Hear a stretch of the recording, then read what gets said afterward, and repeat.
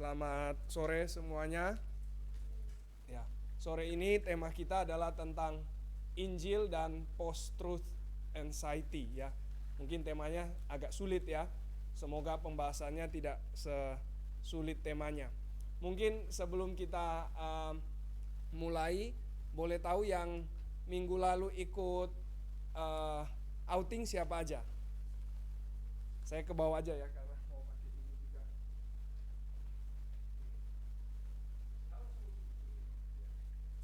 Oke, siapa aja yang kemarin ikut outing?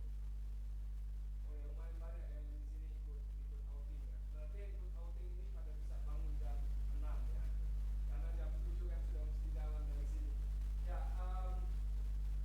saya minggu lalu hari Senin tidak bisa sama-sama ikut outing karena pas lagi isi di Banjarmasin ya.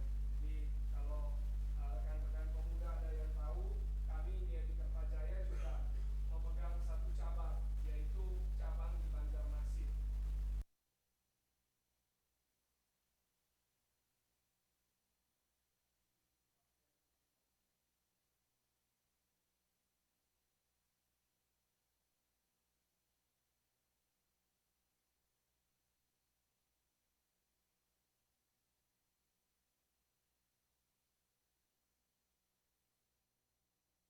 Boleh saling kenal, saling bertumbuh, dan sekali lagi kami menyambut bagi teman-teman mahasiswa baru untuk bisa bertumbuh bersama di persekutuan pemuda di tempat kita. Baik, hari ini tema kita adalah Injil dan Post-Truth Anxiety. Mungkin saya ingin tanya kira-kira siapa di sini yang pernah cukup come across, cukup tahu tentang istilah post-truth. Ada yang tahu? Post-truth. Nggak ada ya, kurang familiar ya dengan istilah ini ya. Ya, kalau anxiety, pasti semua anxious, enggak ya? Ya, jadi kita akan mengkaitkan antara kenapa bisa orang kebanyakan di zaman sekarang begitu banyak perasaan anxious dengan zaman yang disebut sebagai zaman post-truth. Mungkin bagian anxiety-nya tidak akan terlalu banyak memang, perlu waktu lagi lebih jauh, tapi kita akan lihat agak cukup panjang tentang apa yang dimaksud dengan masa atau zaman post-truth, dan pada akhirnya kita akan kaitkan dengan Injil. Bagaimana Injil menjawab tantangan di dalam zaman post-truth ini. Nah, saudara-saudara sekalian, sebelum kita masuk kepada tema kita hari ini, sebagai introduksi, saya kira beberapa kali di sini di Pemuda kami coba untuk membahas kultur kita zaman ini ya. Saya sendiri yang lalu sempat membawa tema tentang self-expressive individualisme, kemudian juga Injil dan stoicisme, dan ini yang terakhir Injil dan post-truth, atau yang lalu itu sempat Injil dan juga terapeutik deisme. Nah, kenapa penting kita melihat tentang kultur ya? Karena kalau kita tidak memahami kultur kita di zaman saat ini, maka kita akan sangat mudah untuk tersesat. Kita akan sangat mudah untuk menghidupi nilai-nilai yang di zaman ini justru dihidupi oleh banyak orang yang bukan Kristen.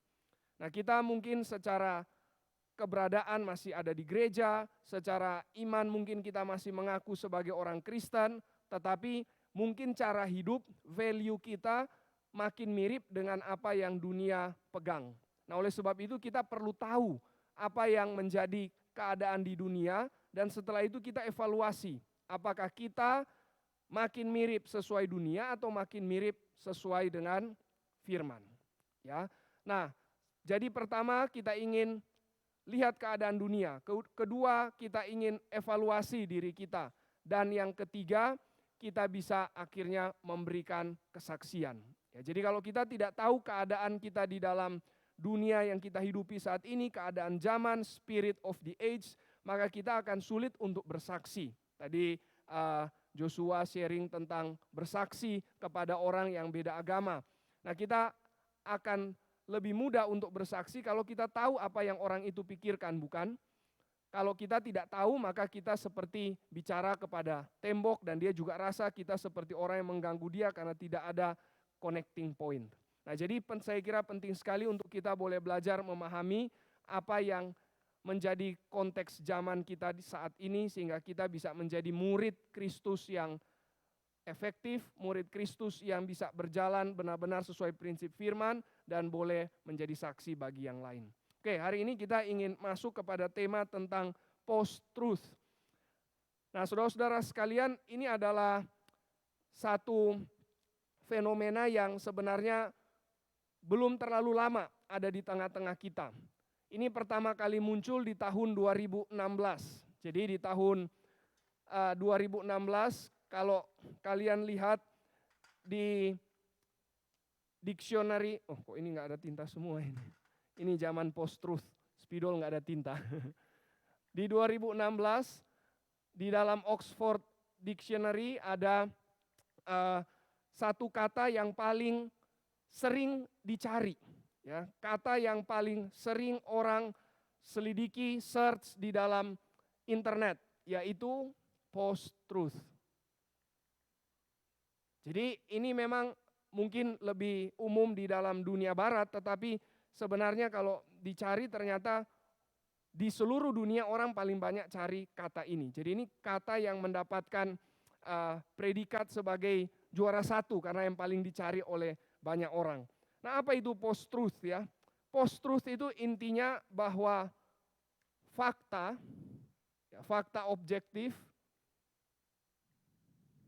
Saya tidak sempat buat slide, jadi saya pakai catat ya. Fakta objektif itu tidak lebih penting, ya, jadi kurang penting. Kurang penting dibandingkan dengan opini, dibandingkan dengan perasaan, dibandingkan dengan kepercayaan pribadi. Jadi lihat ya, mulai fakta diabaikan, mulai kebenaran tidak dipentingkan, tapi yang dipentingkan adalah hal-hal yang bersifat emosi, perasaan, dan agenda pribadi. Nah, ini kenapa bisa muncul ya? Tentu saja bukan out of nowhere, ada konteksnya.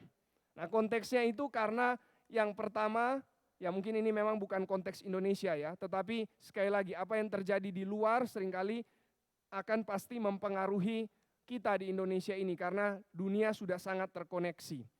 Nah, kita sebentar lagi kan akan ke Toraja. Kalau ditanya kepada guru-guru di Toraja, kira-kira kalau kami mau KKR regional, mau bahas tema apa? Nah, nanti mereka akan kebanyakan bilang, bahas tema tentang teknologi. Loh, padahal mereka ada di daerah. Zaman sekarang karena teknologi, daerah dan kota sudah tidak terlalu ada bedanya. Nah, jadi kita melihat itu Indonesia yang di kota di Surabaya dan orang di daerah di Toraja. Nah, sekarang lebih luas lagi dari negara lain, negara di barat dan kaitannya dengan di Indonesia. Jadi sangat berkait. Nah, apa yang terjadi di dunia barat yang mempengaruhi kita di sini ya. Nah, kita nanti akan lihat ya contoh-contohnya apa saja yang mempengaruhi kita di zaman ini. Nah, yang pertama adalah karena Brexit. Ada yang tahu Brexit? Ada yang tahu Brexit? Ya, Brexit ini ketika Inggris memutuskan mau keluar dari Uni Eropa. Nah, ini pertama kali muncul di tahun 2016 ya. Jadi Brexit sebenarnya secara resmi dilaksanakan tahun 2020 pada waktu COVID. Tetapi mulai pertama dibicarakan, mulai pertama diusulkan itu di tahun 2016. Nah, maka kenapa ini berkaitan dengan post-truth? Karena orang-orang yang mendukung Brexit mengatakan kami perlu lepas dari Uni Eropa. Kenapa? Karena selama ini kami tidak bisa berjuang untuk sovereignty kami sendiri, kedaulatan kami sendiri. Kami tidak bisa memberikan hasil yang terbaik untuk negara kami. Terlalu banyak imigran, terlalu banyak orang dari luar yang mengganggu kami. Kami mau untuk lepas, kami mau untuk bebas. Nah, lihat ya, yang diutamakan di sini apa? Yang diutamakan adalah kepentingan sendiri, yang diutamakan juga adalah perasaan mereka. Selama ini kami merasa terikat karena terlalu banyak orang dari luar. Uni Eropa terlalu mengizinkan banyak imigran, maka kami ingin untuk lepas dari mereka. Jadi lebih baik lepas dari Uni Eropa supaya Inggris bisa berdaulat secara sendiri. Nah, jadi mulai lihat ya, ini akibat, ini konteks yang pertama, ada Brexit. Nah, mungkin kita lihat lagi bisa lebih jelas. Yang kedua, Donald Trump punya pemilihan di tahun juga 2016. Ya, Donald Trump. Kalau di Gary, DT itu David Tong, pendeta David Tong. Ini bukan ya, ini Donald Trump. Nah, Donald Trump terpilih di tahun 2016 dan dia mengatakan terlalu banyak fake news. Banyak sekali berita yang bohong tentang dia. Bahkan ada yang bilang, oh di tahun 2016 itu kan Donald Trump itu bisa menang karena apa? Karena dibantu Rusia. Nah, nggak tahu itu benar atau salah, tapi pokoknya mereka mengatakan ini bukan pemilihan yang adil lagi. Ini bukan pemilihan yang benar lagi. Ini semua adalah pemilihan yang sudah diatur. Tidak lagi ada kebenaran di sini. Nah, mulai muncul istilah post-truth. Jadi opini yang utama, perasaan, kepercayaan pribadi. Faktanya bagaimana? Nggak peduli faktanya. Orang yang kalah akan bilang, kami nggak peduli Donald Trump menang, karena harusnya dia kalah. Ini semua bohong. Dari Donald Trump dan pihak pemenangnya akan mengatakan, oh yang lain ini sering memberitakan kabar-kabar yang tidak benar. Bahkan Donald Trump memberikan satu judgment bahwa mainstream media, mereka ini justru memberikan semua fake news, berita-berita yang tidak benar. Nah, maka di sini mulai muncul istilah post-truth. Nah, kalau di Indonesia, apa kira-kira ya? Di Indonesia ada mirip-miripnya. Waktu pemilihan gubernur tahun 2016 di Jakarta. Perhatikan tidak ya? Kalau di pemilihan gubernur di Jakarta, yang waktu itu kan ikut ada Pak Anies, satu lagi Pak Ahok ya. 2016 atau 17 ya, saya agak lupa tahun tepatnya. Coba lihat ya, kalau dari grup Pak Anies memberikan argumennya biasa apa? Biasa begini.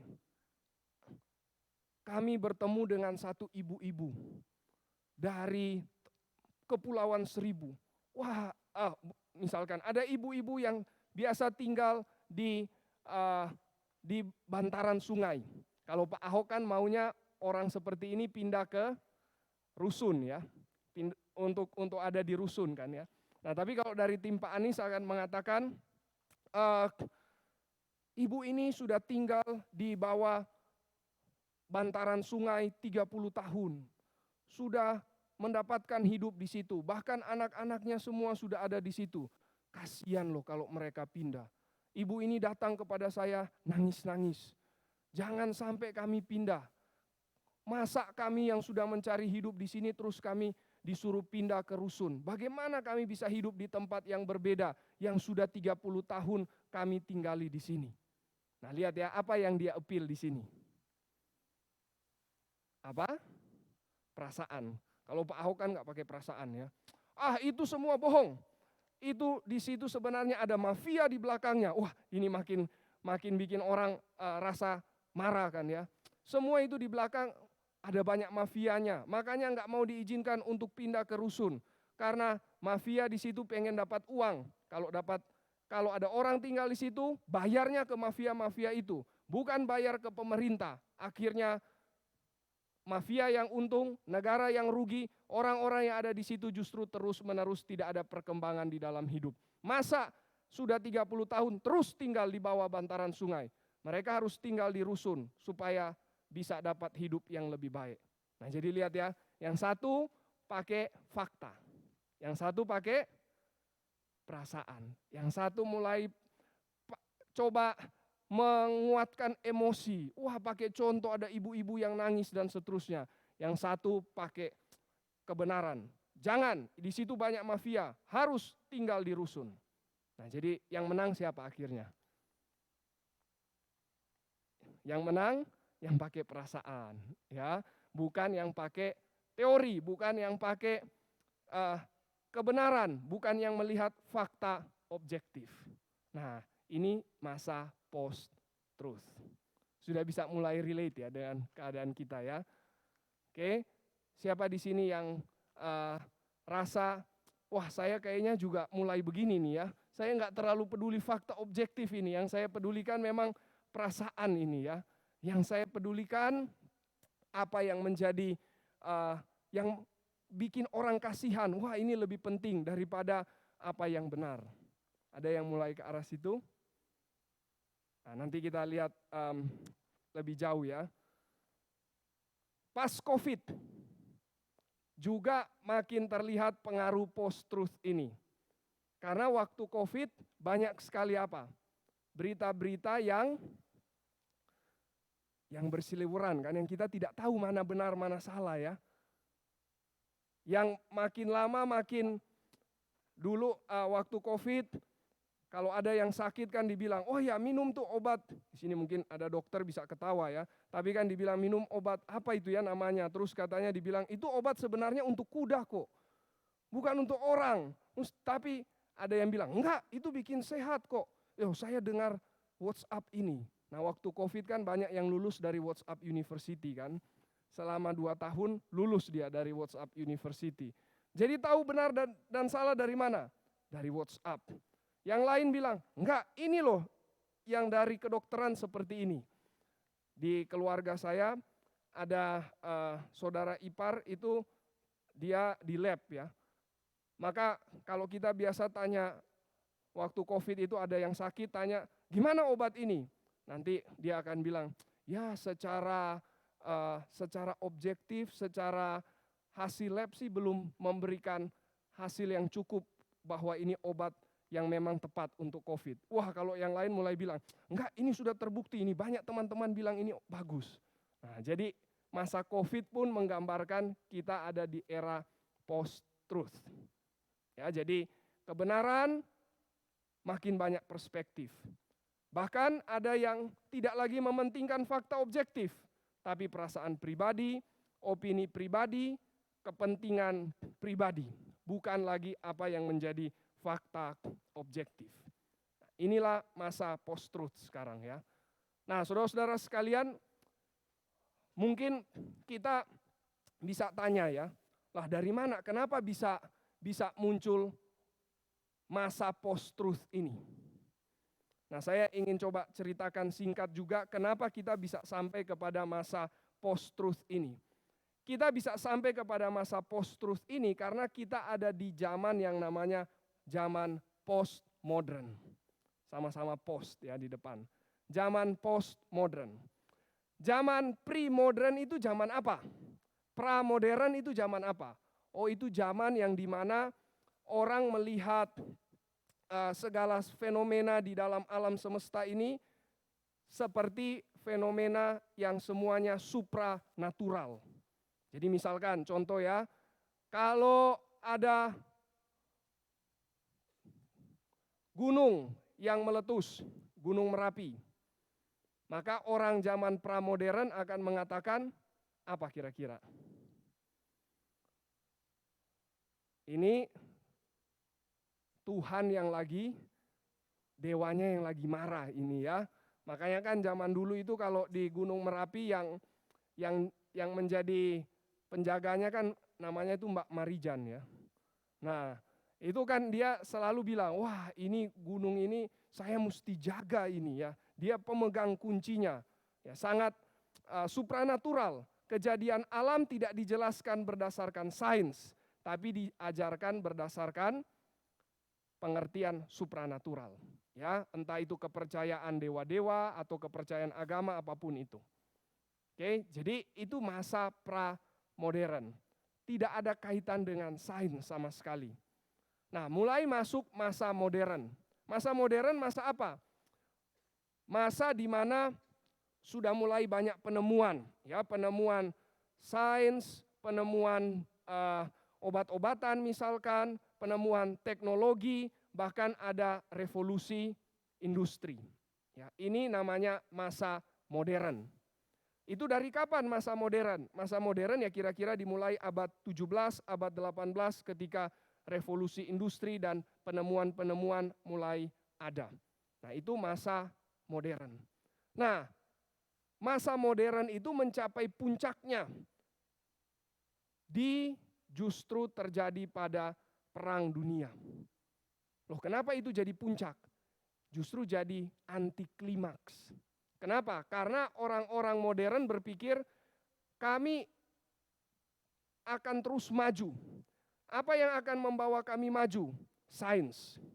Apa yang akan membawa kami makin berkembang? Teknologi. Tapi apa yang terjadi? Justru teknologi dan sains malah membuat perang. Tentu saja waktu itu bukan robot yang berperang memang ya, tapi maksudnya manusia pakai sains, pakai teknologi untuk menghasilkan perang. Nah, jadi akhirnya ternyata bukan progres, tetapi chaos, perang, kehancuran, itu yang terjadi. Nah, maka orang mulai jadi anti dengan yang namanya progres. Inilah masa postmodern. Jadi masa postmodern itu dimulai sejak selesainya Perang Pertama dan Perang Dunia yang kedua. Orang mulai tidak percaya adanya kebenaran. Bagi mereka, kebenaran itu cuman keinginan dari masing-masing orang saja. Kebenaran itu cuman keinginan khususnya dari orang-orang yang mau berkuasa. Ya, jadi para penguasa yang menentukan apa yang benar. Kalau begitu sebenarnya ada kepentingan apa sih di situ? Kepentingan politik kan, kepentingan kuasa. Hitler, dia mengatakan, wah kami ini ras yang paling maju. Tapi sebenarnya itu tujuannya supaya dia bisa menguasai negara-negara lain. Maka bagi orang yang sudah lihat Perang Dunia I, Perang Dunia II, mereka jadi hopeless. Apa itu progres? Mana teknologi, mana sains katanya bisa membawa kepada kebaikan, justru membawa kepada kehancuran. Maka bagi mereka, sudahlah kita tidak lagi mau percaya adanya kebenaran. Maka mereka mulai mengatakan kebenaran itu milik masing-masing.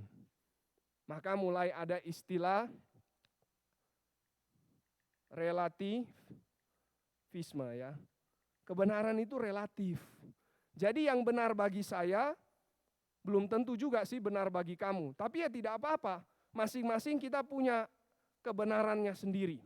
Ini masa relativisme. Tidak ada kebenaran yang objektif. Nggak ada. Yang ada hanyalah kebenaran yang bersifat subjektif. Akhirnya, kalau kebenaran tidak ada yang objektif, cuman ada yang subjektif, maka apa yang terjadi? Apakah ada kejelasan dan kepastian? Nggak ada kan? Yang ada justru apa? Kebingungan, confusion. Jadi dunia mulai masuk kepada masa kebingungan.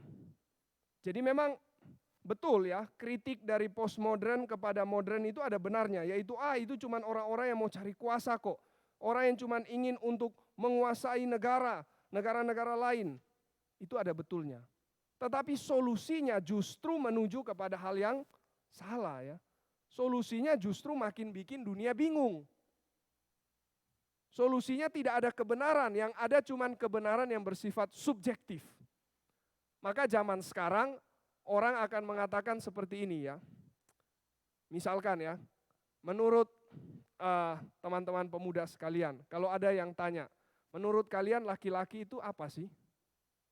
Ini pertanyaan yang menurut kalian valid, atau kalian bilang, ini pertanyaan yang nggak masuk akal lah. Ya laki-laki ya tahulah. Perempuan itu apa sih? Ya pasti tahulah. Atau menurut kalian, kayaknya zaman sekarang ini pertanyaan yang valid. Yang mana kira-kira?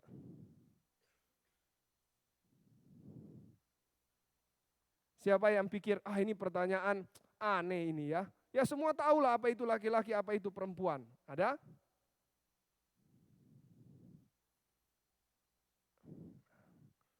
Oke. Siapa yang pikir, oke boleh saja itu pikiran, oke masing-masing pikir, itu pertanyaan aneh ya. Tapi zaman sekarang ya, kalau lihat dari kacamata zaman sekarang, menurut kalian itu pertanyaan yang aneh atau valid? Valid? Ada yang bilang masih aneh ya. Kalau bilang masih aneh, berarti masih tidak terpengaruh post-truth ini. Kalau sudah bilang, ini lumayan valid ini pertanyaannya. Nah, sudah mulai masuk kepada masa post-truth, masa postmodern. Jadi poinnya apa ya? Poinnya adalah karena tidak ada lagi kebenaran yang objektif, maka sekarang segala hal mau diredefinisikan kembali. Donald Trump itu pernah ditanya, "What do you think a woman is?" Wah, Donald Trump jawab, enggak langsung jawab loh dia. Dia tahu ini hal yang sangat sensitif. Kalau dia jawab secara biologis, dia pasti akan kena. Maksudnya kena orang-orang yang feminis lah, mungkin orang-orang yang transgender akan langsung menolak dia ya. Saya juga lupa apa yang dia jawab, tapi muter-muter memang. Menunjukkan apa? Menunjukkan bahwa zaman sekarang segala hal mau diredefinisikan kembali. Apa itu perempuan? Bisa diatur. Ya laki, tapi mau jadi perempuan, ya bisa, itu dia perempuan. Zaman sekarang kan ada di Olimpiade itu yang ikut, nggak tahu yang ikut tinju itu terbukti atau tidak ya. Tapi rasanya sih itu memang dia perempuan sih. Tapi di Olimpiade yang lalu ada laki jadi perempuan, transgender kan ya. Terus kemudian ikut angkat besi, kalah. Angkat besi apa yang dia ikut? Angkat besi perempuan. Jadi dia laki jadi perempuan ikut angkat besi perempuan. Harusnya kita bilang, ini jangan dong, kalau dia ikut pasti dia yang dapat emas kan. Ternyata kalah. Ya poinnya adalah zaman sekarang laki dan perempuan sudah kabur. Pernikahan bukan cuma laki dan perempuan, bisa laki-laki, perempuan dan perempuan. Ya saya kira ini mulai kita lihat ya. Jadi zaman sekarang hal-hal yang sangat mendasar pun sudah diredefinisikan kembali. Nah maka sangat penting untuk kita kembali lagi kepada Alkitab, hal yang paling mendasar Alkitab akan beritahukan. Siapakah kita, siapakah laki-laki itu, siapakah wanita itu. Kita mesti kembali kepada Alkitab. Kalau tidak kita akan hilang ground. Hilang dasar sama sekali. Karena dunia sekarang terus redefinisikan apa yang menjadi hal-hal yang sebenarnya sudah sangat jelas dari dulu. Tapi karena terus-menerus ditanya, maka ini yang membuat kita pun kalau tidak kuat pada Alkitab, kita akan goyang. Nah, jadi zaman postmodern adalah zaman yang mengatakan, oke, sekarang tidak ada kebenaran yang objektif. Semua sekarang masing-masing punya kebenarannya sendiri. Nah, maka dari post-truth ini adalah hasil dari zaman postmodern. Postmodern sangat luas ya. Sangat luas. Bisa dilihat nanti ada di dalam seni misalkan, di dalam di dalam sastra, sangat luas postmodern. Nah, salah satu yang menjadi inti dari postmodern adalah tidak adanya fakta objektif. Nah, maka orang-orang yang menolak fakta objektif, yang mementingkan opini, mereka disebut sebagai orang-orang yang menerima paham post-truth. Nah, itu kaitannya ya. Jadi kenapa kita bisa ada di dalam masa post-truth? Karena kita ada di dalam zaman postmodern yang menekankan salah satunya bahwa tidak ada kebenaran yang objektif. Yang ada kebenaran yang bersifat subjektif. Jadi yang penting apa? Feelings. Yang penting apa? Desire. Yang penting apa? Agenda sendiri. Maka ada istilah seperti ini. Apa yang, pakai bahasa Inggris sih lebih bagus ya. What we want to be true. Itulah kebenaran di zaman sekarang. Bukan what is actually true. Ya bisa paham ya. Jadi orang-orang zaman sekarang mau mencari apa yang dia anggap benar. What we want to be true. Bagi dia itulah kebenaran. Tetapi bukan lagi apa yang benar-benar benar. Nah, saudara-saudara sekalian, Alkitab itu justru memberikan kepada kita apa yang memang benar-benar benar. Jadi kebenaran bukan lagi yang sesuai dengan realita. Bukan. Kebenaran sesuai desire, sesuai keinginan sendiri. Nah, ini bahaya sekali ya. Jadi zaman sekarang orang memiliki pemahaman bahwa kebenaran adalah apa yang saya inginkan, bukan yang memang sesuai dengan realita. Itu tadi ya, perempuan apa? Jangan lihat realitanya. Laki-laki apa? Jangan lihat realitanya. Yang kamu mau bagaimana? Kan begitu ya. Misalkan orang memilih untuk jadi transgender, dia kan nggak lihat realita tubuhnya kan. Yang dia lihat adalah apa yang saya rasa. Saya rasa sih saya ini perempuan, tapi ya badan saja yang kelihatan laki-laki. Jadi maksudnya bagaimana kalau begitu ubah saja saya jadi perempuan. Jadi lihat ya, abaikan fakta, abaikan apa yang menjadi realita, lihat apa yang dirasakan. Nah ini kan bahaya sekali saudara ya, yang dirasakan ini kan bisa berubah-ubah kan. Misalkan nanti sudah dari pria mau jadi wanita, tiba-tiba dia bilang saya rasa kayaknya saya memang laki ya. Perasaan yang lalu salah, waduh berubah lagi. Ini kan makin kacau ya, berubah lagi nanti. Nah nggak tahu dokternya akan bagaimana itu ya. Nah jadi lihat ya, teknologi itu memberikan kesempatan untuk orang makin mengikuti feelingnya dia. Nah, jadi teknologi itu melayani desire orang sekarang. Sebenarnya sih media sosial demikian ya. Ada yang mengatakan begini ya, media sosial itu menjadi platform untuk orang mau menunjukkan siapa dirinya. Melayani diri kan. Jadi penemuan tombol like itu ya, ada seorang sosiolog, seorang psikolog ya, Jonathan Haidt, dia mengatakan penemuan tombol like itu justru sangat spektakuler. Kenapa? Karena orang media tahu ternyata apa yang manusia butuhkan, khususnya remaja atau pemuda. Remaja pemuda sangat butuh pengakuan, maka muncul tombol like. Wah, sangat senang, akan sangat terikat dengan media sosial karena dia ingin terus cari berapa banyak yang like dia.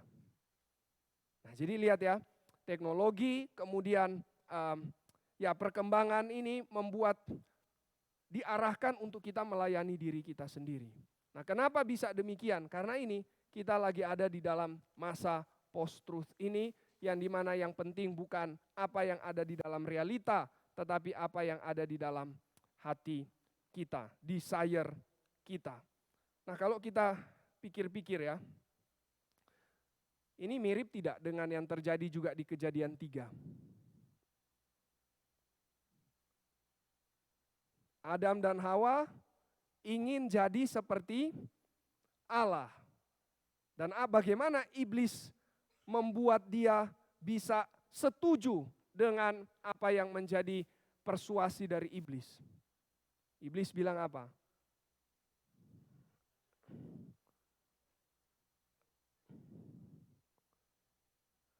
Ya, tanya dulu ke Hawa ya.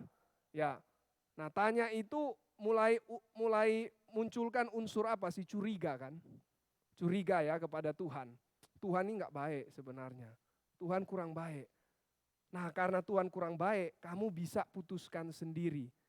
Kamu bisa menentukan baik dan jahat sesuai keinginan sendiri itulah menjadi seperti Allah. Jadi lihat ya, memang ini bukan hal yang, ini hal yang baru di zaman ini. Zaman dulu tidak ada hal yang seperti ini. Hal yang seperti ini itu apa maksudnya ya? Zaman dulu bukan opini atau perasaan dan kepercayaan pribadi yang menjadi utama, bukan.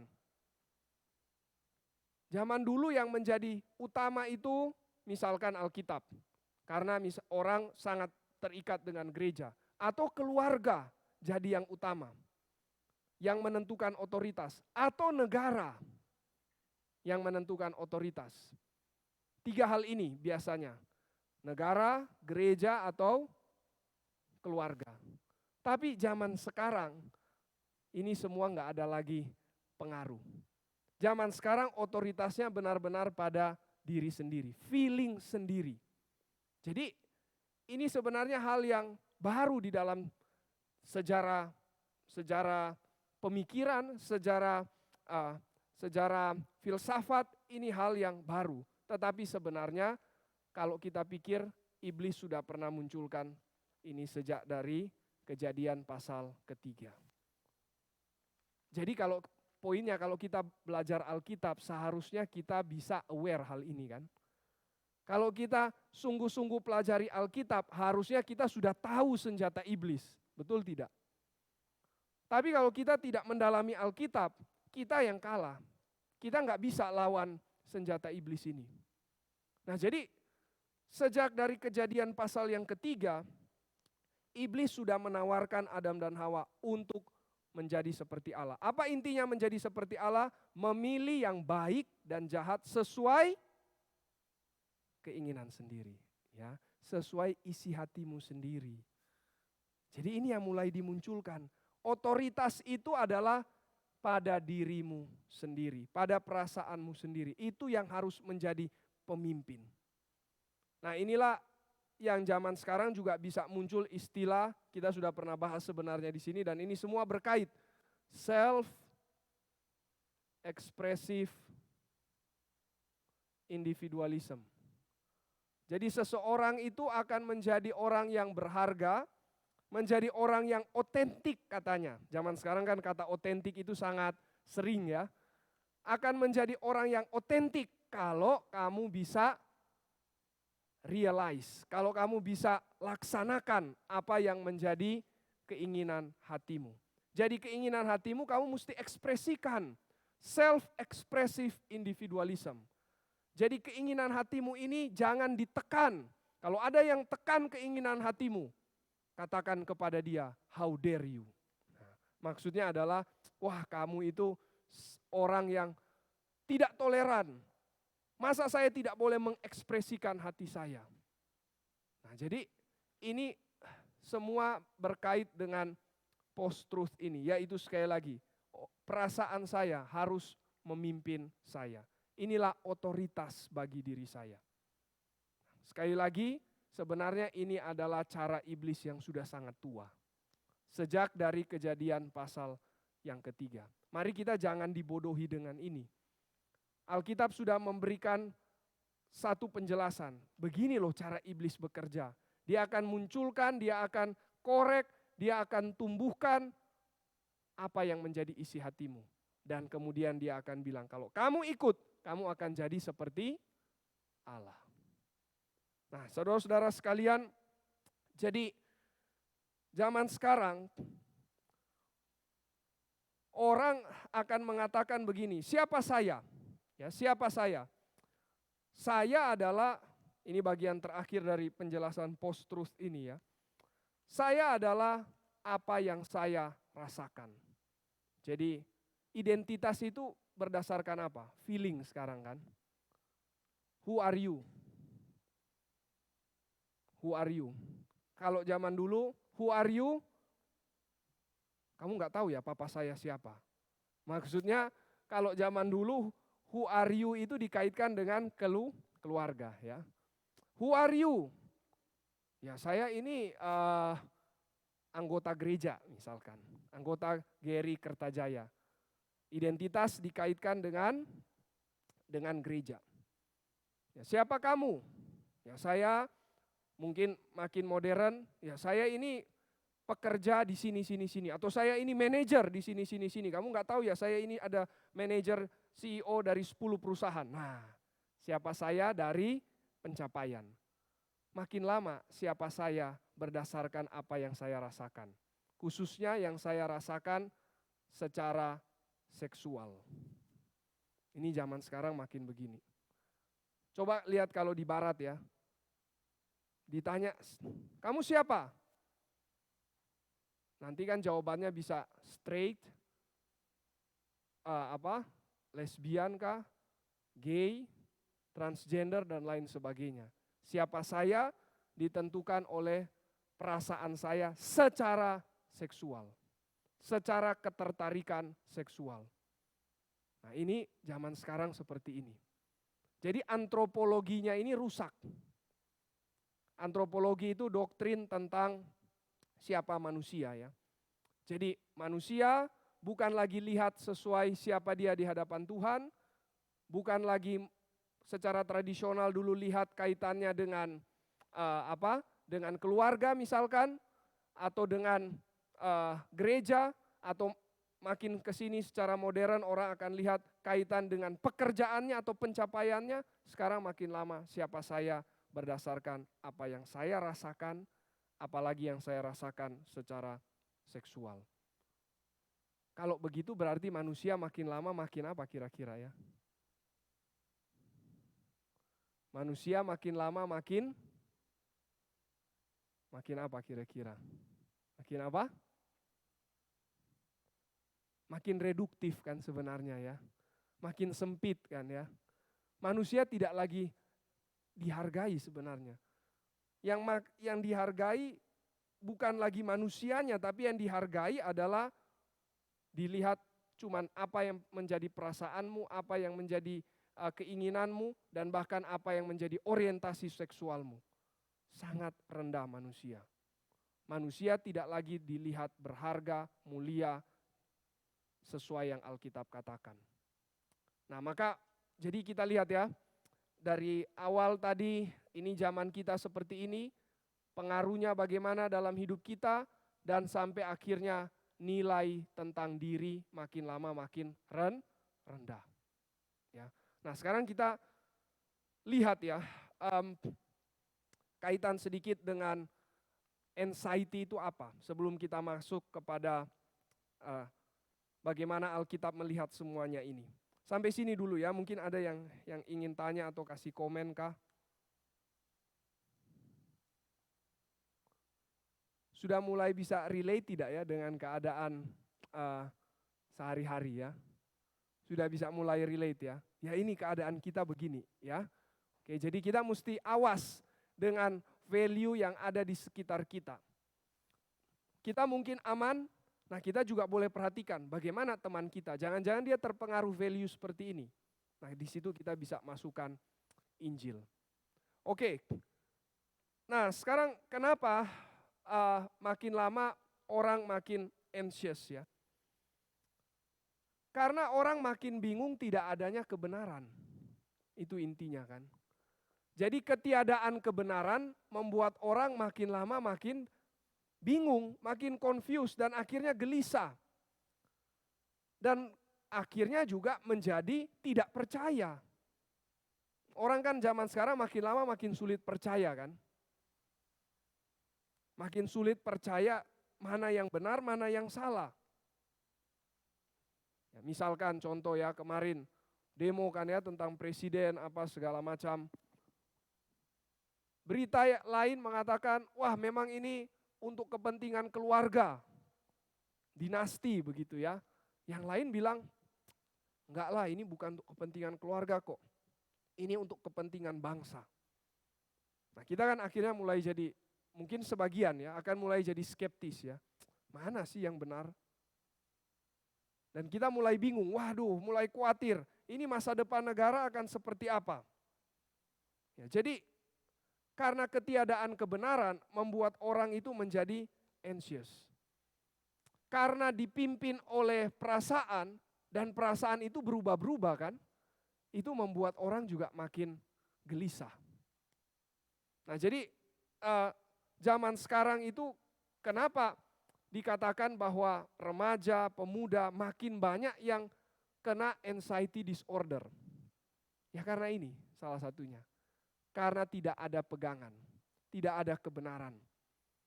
Si A bilang ini, si B bilang ini, mana yang saya bisa percaya? Dia bingung, dia tidak ada ground lagi sama sekali. Ya, dia tidak ada sandaran lagi, tidak ada pegangan lagi sama sekali. Nah ini membuat dunia orang-orang makin anxious, makin khawatir, makin gelisah. Ya. Ada yang sampai ada yang bikin buku Anxious Generation. Nah itu yang bikin, yang tadi saya sebutkan ya, Jonathan Haidt. Dia tulis buku judulnya Anxious Generation. Dan dia mengatakan kenapa orang bisa anxious. Makin lama makin banyak yang penuh dengan kegelisahan. Ya karena terus dibombardir dengan berita-berita yang makin lama makin sulit orang bisa percaya mana yang benar, mana yang salah. Makin tidak ada pegangan. Dan dia pun lihat berita yang kacau seperti ini, dia pun nggak tahu bisa decide mana yang benar, mana yang salah. Nah Alkitab kan mengatakan ya, firman Tuhan itu seperti pedang bermata dua. Maksudnya sangat tajam, yang sanggup untuk bisa memisahkan mana benar, mana salah. Mana baik, mana jahat. Mana yang jelek, mana yang indah. Mana yang rusak, mana yang baik. Ini Alkitab sanggup untuk memisahkannya. Nah maka kesimpulannya bagaimana? Nah, kesimpulannya adalah mari kita lihat apa yang Alkitab bicara tentang kebenaran, apa yang Alkitab bicara tentang bagaimana kita bisa mendapatkan ketenangan, pegangan, kedamaian, dan Alkitab bicara tentang siapakah kita. Mari kita lihat ya. Nah, saya ingin kita lihat pertama-tama dari teologi sejarah ya, khususnya yaitu dari Agustinus. Jadi pertama mari kita ingin sama-sama lihat dari Agustinus. Agustinus mengatakan satu kalimat yang sangat terkenal ya, yaitu you have made ourselves and our hearts are restless until they find rest in you. Bahasa Indonesianya, Tuhan membuat kita dan hati kita ini akan selalu gelisah kecuali hati kita mendapatkan keteduhan di dalam Tuhan. Mendapatkan peristirahatan di dalam Tuhan. Nah jadi Agustinus itu berarti abad keempat ya, dia sekitar tahun 380-an. Dia berarti sudah bergumul dengan anxiety. Karena dia mengatakan hati kita akan terus gelisah kan ya, kecuali bersandar kepada Tuhan. Nah, jadi ternyata di dalam sejarah teologi sudah banyak orang yang bergumul tentang anxiety. Nah, maka ini sangat penting untuk kita belajar Alkitab sekaligus juga belajar pemikiran orang-orang dahulu. Kenapa? Bukan karena kita ini orang kuno makanya kita cuma pelajari hal-hal yang ada yang dulu dan kita anti terhadap yang kontemporer. Bukan. Tapi waktu kita lihat di belakang, kita bisa belajar ternyata mereka sudah pernah bergumul apa yang kita gumuli di zaman ini. Nah, jadi sangat penting untuk kita mempelajari firman Tuhan sekaligus pemikiran para teolog yang menggumuli banyak sekali masalah manusia. Nah, salah satunya Agustinus. Agustinus sangat cocok sampai di zaman ini karena dia menggumuli tentang jiwa manusia. Hati manusia itu seperti apa? Nah, dia mulai dengan mengatakan, kami diciptakan oleh Tuhan dan kami hanya bisa mendapatkan ketenangan di dalam Tuhan. Jadi, bagaimana bisa mengobati anxiety ini ya? Kata Agustinus, kita perlu rumah. Ya. Rest in God kan ya. Berarti rest itu kan beristirahat ya. Kalau beristirahat berarti gambaran apa? Rumah kan? Kita perlu rumah. Dan rumah itu adalah firman. Ini rumah kita ya. Disitulah kita akan mendapatkan peristirahatan. Nah, Agustinus ini kenapa dia bisa muncul kalimat ini ya? Jadi dia menggumuli gejala alam. Nah, orang zaman dulu ini memang sangat, saya pikir-pikir Agustinus ini orang baru bisa kayak dia kalau memang pekerjaannya kontemplasi terus ya. Jadi mungkin zaman dulu ada orang dibayar khusus kamu kontemplasi ya. Kalau zaman sekarang kan kita nggak bisa pikir ya, ada orang dibayar tapi merenung terus. Kita pikir ini buang uang gitu ya, bayar orang merenung terus. Agustinus tapi begitu mungkin. Ya, dia memang hamba Tuhan sih ya. Ini cuma cerita lucunya saja, tapi dia sangat banyak perenungan. Dan orang senang kalau dia merenung karena hasilnya buku-buku yang berpengaruh sampai zaman saat ini. Nah, apa yang Agustinus renungkan? Agustinus lihat alam. Air, tadi kan Pak Tong tunjukkan air terjun ya. Wah, bagus sekali ya. Ada yang mau ke Amerika Selatan? Mesti nabung ya. Bagaimana kalau kita janji iman sama-sama? Nah, air dari atas turun ke bawah dan dia akan tenang dari tempat yang tinggi turun sampai ke laut, tenang di situ. Terus dia lihat api. Api dari kecil jadi besar nyala, setelah itu mati juga. Selesai. Berarti air api ada namanya resting point. Ada titik tenangnya, titik teduhnya. Barang dilempar, jatuh, gelinding-gelinding, tek, berhenti juga. Berarti gravitasi membuat barang jatuh dan setelah jatuh dia ada titik diamnya juga.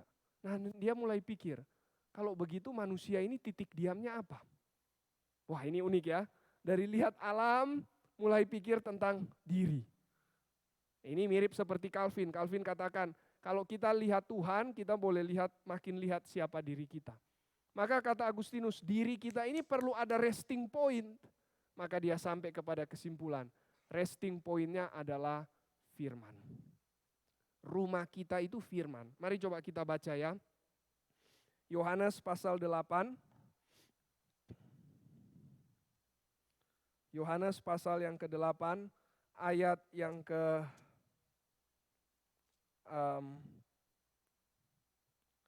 31 ya, dari kata jikalau. Ini perkataan Yesus. 1, 2, ya, jikalau kamu tetap dalam firman-Ku, kamu benar-benar adalah murid-Ku. Kata tetap di situ adalah tinggal sebenarnya. Kalau lihat bahasa Inggrisnya, abide.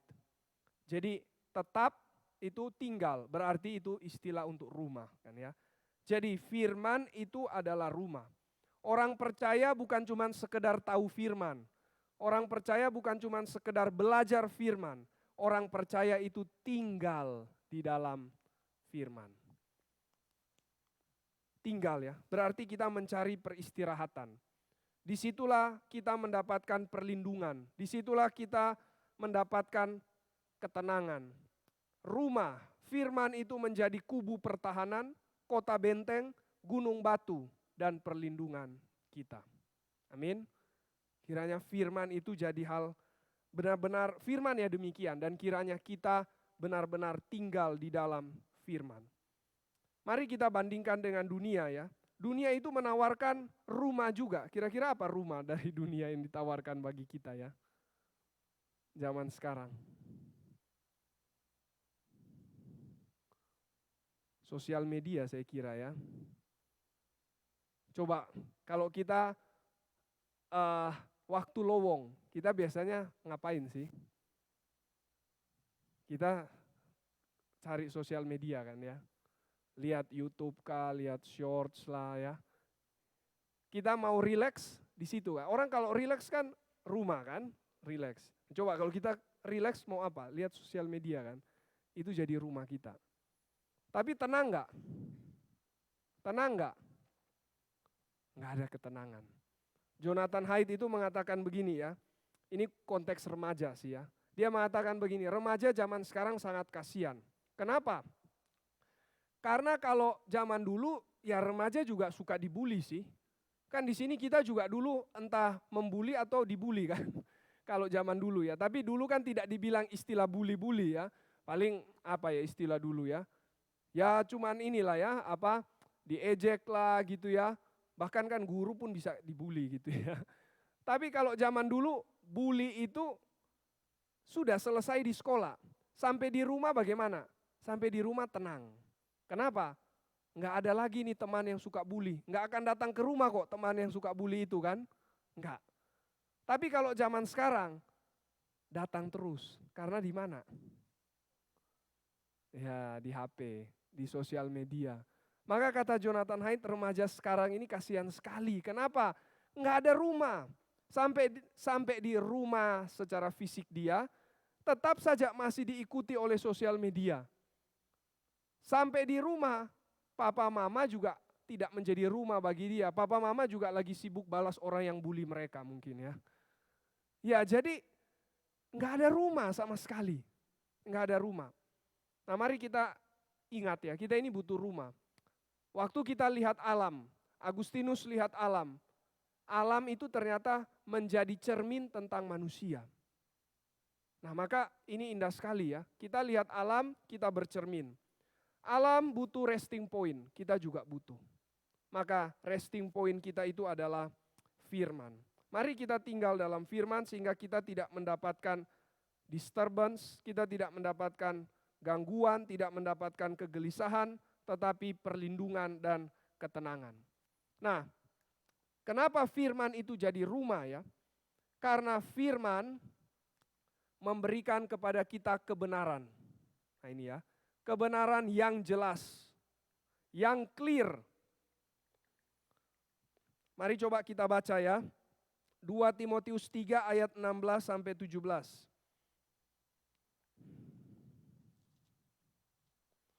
2 Timotius 3 ayat 16 sampai 17. Mari kita baca sama-sama. 1, 2, ya, segala tulisan yang diilhamkan Allah memang bermanfaat untuk mengajar, untuk menyatakan kesalahan, untuk memperbaiki kelakuan, dan untuk mendidik orang dalam kebenaran.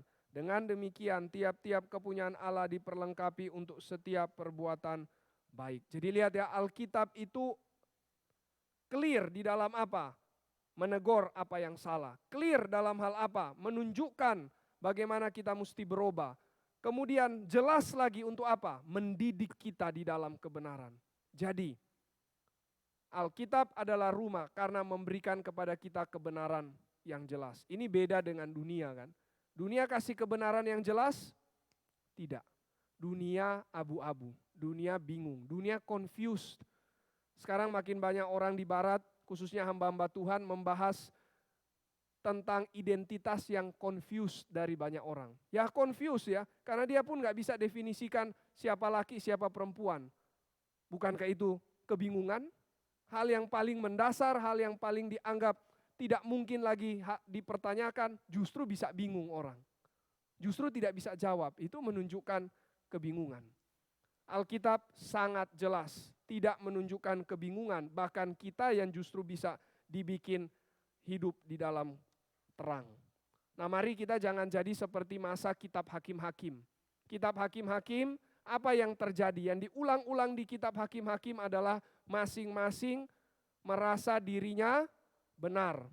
Waktu itu tidak ada raja. Semua melakukan apa yang dia anggap benar bagi dirinya sendiri. Itulah zaman sekarang. Sekali lagi ya, Alkitab menyatakan apa yang sekarang terjadi ternyata sudah pernah ada di dalam Alkitab. Dan itulah treasure bagi kita untuk kita belajar bagaimana supaya kita tidak jatuh kepada hal yang sama. Kitab Hakim-Hakim mengatakan bagaimana Israel itu makin lama makin rusak. Hakim makin rusak, moral pun juga makin rusak. Moral rakyat. Sampai paling terakhir ada perang suku. Itu kan ya, suku Benyamin terpecah dua, perang karena ada masalah imoralitas. Ini yang terjadi di masa kitab Hakim-Hakim. Kenapa? Masing-masing menganggap dirinya benar. Tidak ada pemimpin. Mari kita butuh firman yang jadi rumah supaya bisa memimpin kita di dalam kebenaran. Gereja harus mengajarkan seluruh firman Allah. Zaman sekarang banyak gereja justru turunkan kadar firman Tuhan. Kenapa? Karena tidak mau konflik kan. Karena tidak mau dianggap tidak toleran. Maka diturunkan kadarnya, diturunkan sedikit kebenarannya. Supaya bisa diterima oleh masyarakat. Gereja tidak bisa doakan agar gereja kita boleh menjadi gereja yang menjadi tiang penopang kebenaran. Ini kata firman Tuhan, kata Paulus. Gereja harus menjadi tiang penopang kebenaran. Jadi kalau dunia kacau, apa yang bisa bikin dunia itu bisa dibangun? Apa yang bisa bikin dunia bagus? Apa yang bisa bikin dunia berubah? Gereja. Gereja menjadi tiangnya yang menopang kebenaran. Nah, kita ini semua harusnya menjadi tiang penopang kebenaran. Gereja itu siapa sih? Ya orangnya kan, bukan institusinya. Mari kita jadi tiang penopang kebenaran. Di mana? Di tempat kuliah kita, di tempat kerja kita, di dalam kita berinteraksi dengan orang lain. Mari jadi tiang penopang kebenaran. Karena kalau tidak, dunia ini akan ambruk dengan segala macam versi kebenarannya sendiri. Oke, ini yang pertama ya. Yang kedua, Alkitab mengatakan tentang siapakah kita ya. Kalau tadi dunia mengatakan siapa kita? I am what I feel. I am what I desire. Tetapi Alkitab mengatakan I am apa kira-kira? I am what I am in Christ. Gampangnya seperti kata Paulus kan ya. Aku bukan lagi aku yang hidup, tapi Kristus yang hidup di dalam aku. Itulah kita. Inilah identitas kita. Jadi kita jangan sampai kehilangan identitas atau mengikuti identitas dunia. Identitas dunia mengatakan kamu sesuai dengan apa yang kamu rasakan. Yang menjadi otoritas bagimu adalah perasaanmu sendiri.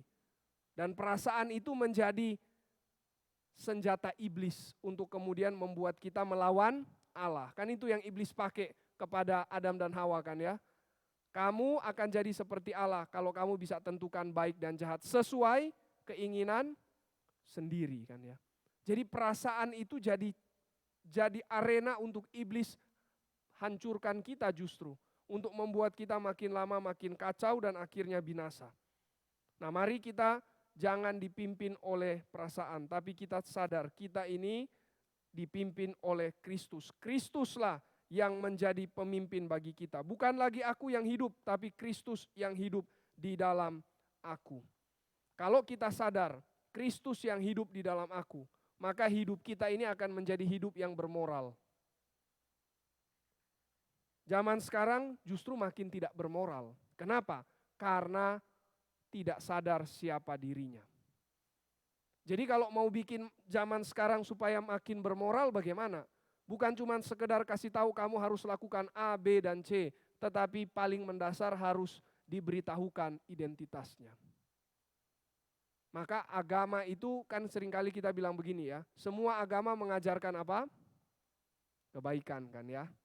Tapi orang tidak akan mungkin jadi bermoral kalau dia tidak tahu siapa dirinya. Orang tidak mungkin jadi bermoral kalau tidak dipimpin oleh Kristus. Maka ini hal yang sangat penting. Bagaimana masyarakat bisa bermoral? Masyarakat mesti kenal Kristus. Bagaimana masyarakat bisa bermoral? Injil mesti diberitakan. Bagaimana masyarakat bisa bermoral? Kristus mesti yang menjadi utama. Itu kuncinya. Kita jangan mulai dari moral. Kita mesti mulai dulu dari pengenalan akan diri. Dari kaitan manusia dengan Tuhan. Baru hidup bisa bermoral. Nah ini saya kira indah sekali. Ini dikatakan oleh Carl Trueman. Dia mengatakan bahwa masyarakat harusnya menjadi bermoral kalau dia punya dasar antropologi yang benar.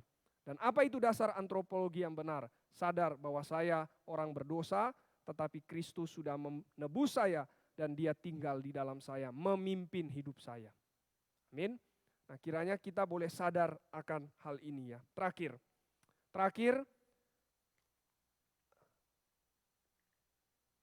Alkitab mengatakan siapa kebenaran yang sejati? Kristus kan ya.